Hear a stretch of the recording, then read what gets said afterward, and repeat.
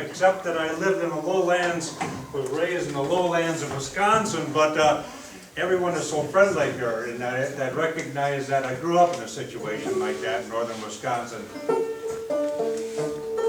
So you pull into the gas station, and in our culture we call it the Hammond dulcimer, and came here as early as 1609, Jamestown, Virginia. It's a Middle Eastern instrument, but the English got it from them when they were traders in the 1400s.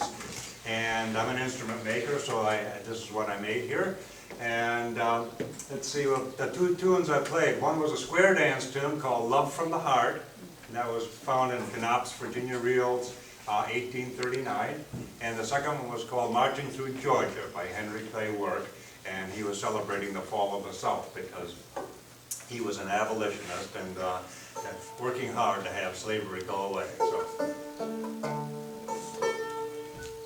We shall rally round the flag, boys, rally once again, shouting, we'll cry of freedom, we'll rally from the hillside and gather from the plain, shouting, we'll cry of freedom, the Union forever, hurrah, boys, hurrah, down with victory, the star, we'll rally round the flag, boys, rally once again.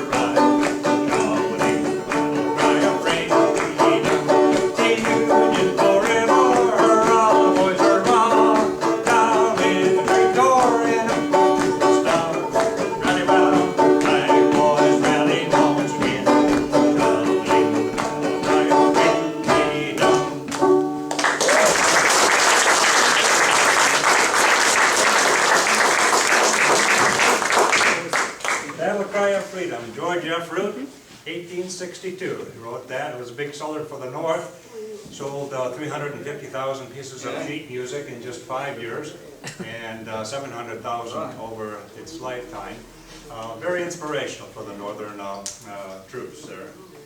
And the banjo is an African instrument brought over by the slaves, and of course they did not physically bring anything. They were captives, but they made their culture made new instruments with North American materials, and so that's how it developed here on this continent. And it's always been kind of a cornerstone of folk music, and a very good instrument as it is there. So I like playing in a church and next to a church, because the old adage is, if you're a musician and you make a lot of mistakes, the worst you get out of it are prayers and forgiveness.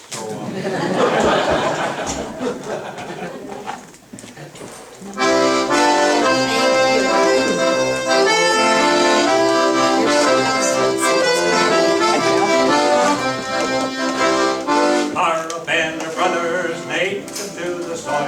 Fighting for our property became my honest toil.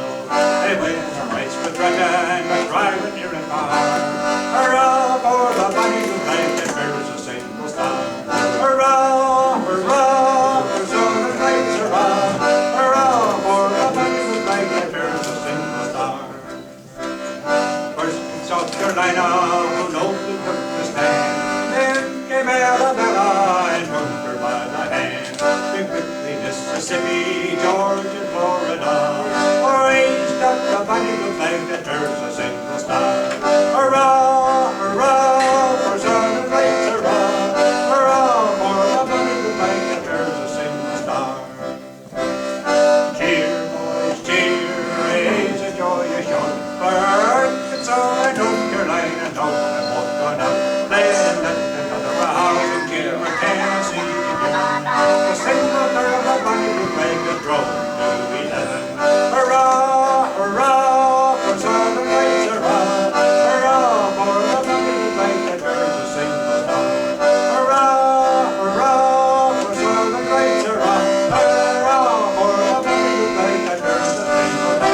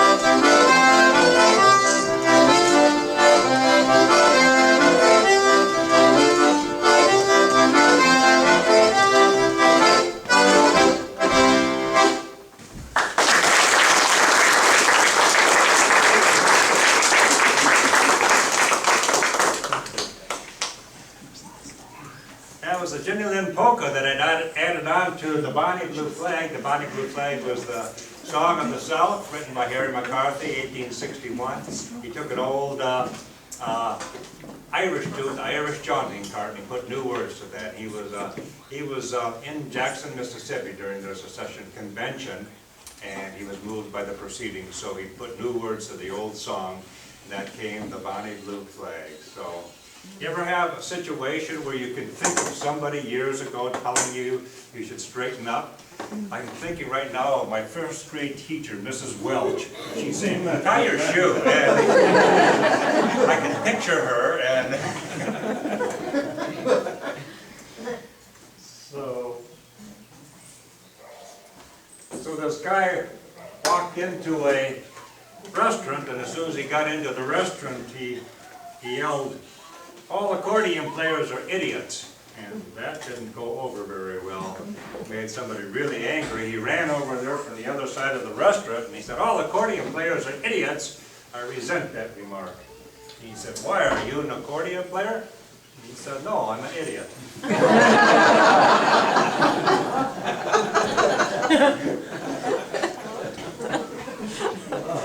I guess that's to reflect on the serious. The accordion is not appreciated in this moment of time, but years ago it certainly was. And it's cyclical. It's going to come back big, and I think we can make a prediction. It's going to be young children, teenagers that are doing wild music, and they're going to have an accordion. They're going to have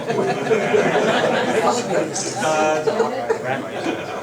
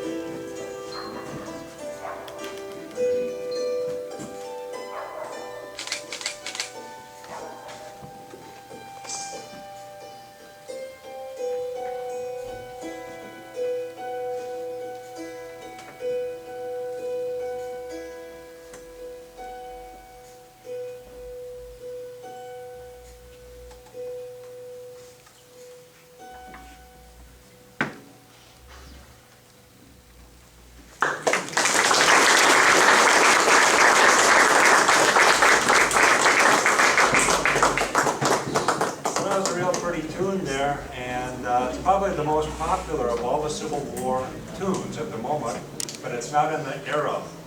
It's a modern tune, and it appeared in Ken Burns' series on the Civil War, A Chopin Farewell. People recognize that, and it was only written in 1982 here, so just pretty late. And what happened was there was a man named Jay Unger who did the music for Ken Burns' series.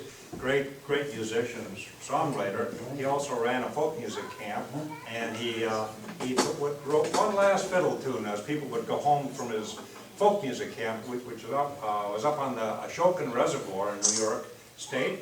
And so we played one last waltz, and then they go home. And that was a tune there. It's called Ashokan Farewell. And I guess I'm just filling in pieces here. I imagine Ken Burns must have heard it along the line and asked if he could put it in the movie. So it appeared in the movie, the Civil War music, and from that point on it became known as Civil War music. And it's a good fit. It's written in the old-time style, very lovely. It's about a pretty piece of music as I've ever heard. And but it's a modern tune.